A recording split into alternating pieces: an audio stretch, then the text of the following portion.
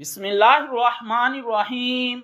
अस्सलामुअलैकुम फ्रेंड्स, आज के ताज़ा तरीन सऊदी रियाल एक्सचेंज रेट के साथ मैं आपकी खिदमत में हाजिर हूँ।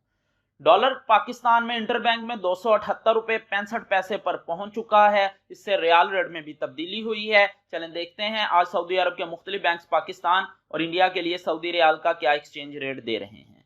वेस्टर्न यूनियन पाकिस्तान के लिए 73 रुपये 57 पैसे, इंडिया के लिए 22 रुपये 2 पैसे।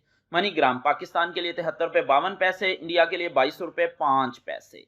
फौरी बैंक पाकिस्तान के लिए 73 रुपये 56 पैसे, इंडिया के लिए 22 रुपये 7 पैसे।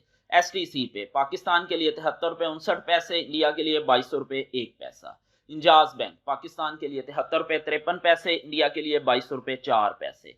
क्विक पे पाकिस्तान के लिए 73 रुपये 56 पैसे, इंडिया के लिए 22 रुपये 3 पैसे। अलराजी बैंक पाकिस्तान के लिए 73 रुपये 53 पैसे, इंडिया के लिए 22 रुपये 2 पैसे। ANB टेली मनी पाकिस्तान के लिए 73 रुपये 55 पैसे, इंडिया के लिए 22 रुपये 3 पैसे सऊदी रियाल का एक्सचेंज रेट दे रहा है। मिलते हैं इंशाल्लाह अगली वीडियो में। टिल देन अल्लाह हाफिज।